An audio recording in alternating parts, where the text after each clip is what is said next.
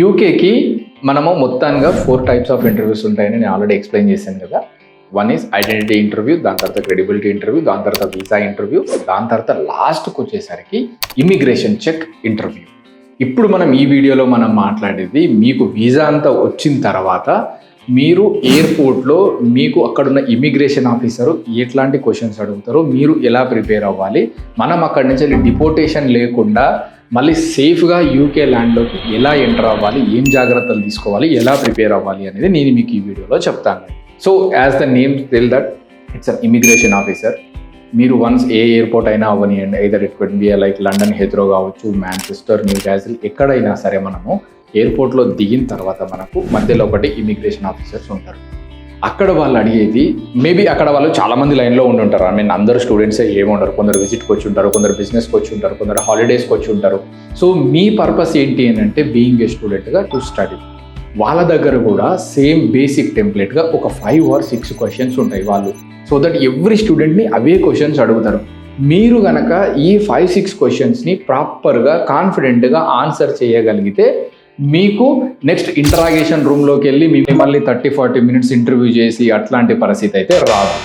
ఈ basic క్వశ్చన్స్లో first question వచ్చేసి మీకు what is the purpose of your visit to study masters or bachelors, మీరు ఏం చదువుకుంటున్నారో అది చెప్పండి.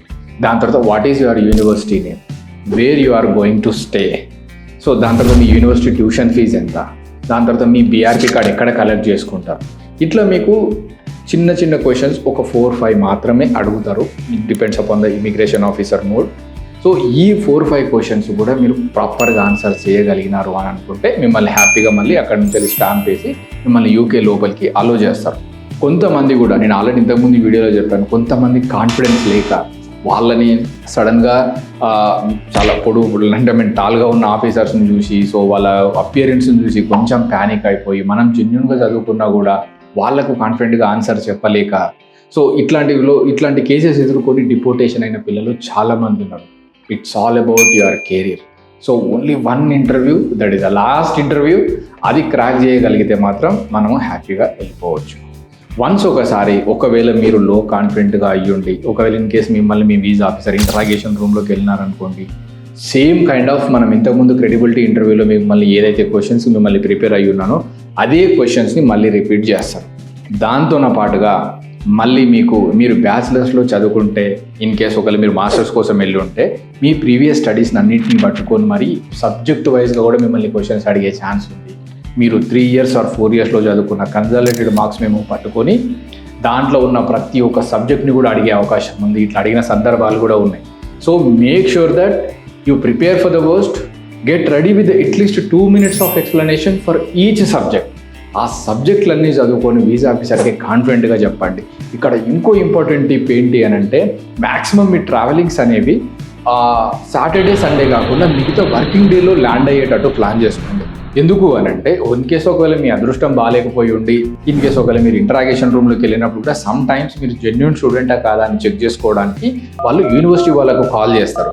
ఇన్ కేసు ఒకవేళ సాటర్డే సండే అయ్యి ఉంటారంటే మీకు యూనివర్సిటీస్ క్లోజ్ ఉంటాయి. అట్లాంటప్పుడు మీకు వాళ్ళకు ఇన్ఫర్మేషన్ మీకు మళ్ళీ అందడానికి మళ్ళీ ఒక 2-3 days టైం పడుతుంది. సో ఆ లోపల వాళ్ళు ఏదైనా డెసిషన్ తీసుకోవచ్చు. బెటర్ నా సజెషన్ అయితే మీరు వర్కింగ్ డేస్లో ట్రావెల్ అవ్వండి. ఇన్ కేసు ఒకవేళ యూనివర్సిటీని కాంటాక్ట్ అయినా కూడా వాళ్ళకి చెప్తారు, ఎస్ ఫలానా స్టూడెంట్ మేము ఇంటర్వ్యూ చేసాము, వచ్చాడు, సిఏఎస్ ఇచ్చాము, వచ్చాడు అని చెప్పేసి వాళ్ళు కూడా ప్రాపర్గా ఇవ్వడానికి ఛాన్స్ ఉంటుంది. సో మనము డిపోటేషన్ అవ్వడానికి ఒక్క ఛాన్స్ కూడా మనము ఇవ్వకండి. కాన్ఫిడెంట్గా ప్రిపేర్ అవ్వండి.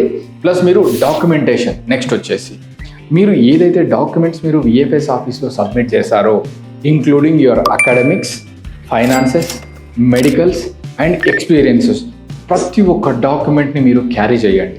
ప్రతి ఒక్క డాక్యుమెంట్ని పట్టుకొని వాళ్ళు ఎక్స్ప్లెనేషన్ అడుగుతారు. ప్రతి ఒక్క దాని మీద కూడా మీకు కాన్ఫిడెంట్గా మిమ్మల్ని మీరు ప్రజెంట్ చేసుకోండి.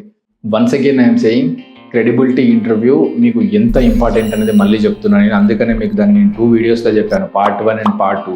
అది కనుక మీరు కాన్ఫిడెంట్గా ప్రిపేర్ అయిపోయి ఒక 20-30 times రిపీట్ చేసి ఉంటే అదే క్వశ్చన్స్ మిమ్మల్ని ఎక్కడికి తీసుకుపోయినా అదే క్వశ్చన్స్ అడుగుతారు. కాబట్టి మీరు మళ్ళీ ప్రిపేర్ అవ్వాల్సిన అవసరం ఉండదు. జస్ట్ మీకు ఎన్విరాన్మెంట్ చేంజ్ అవుతుంది కానీ క్వశ్చన్స్ మాత్రం సేమ్ ఉంటాయి.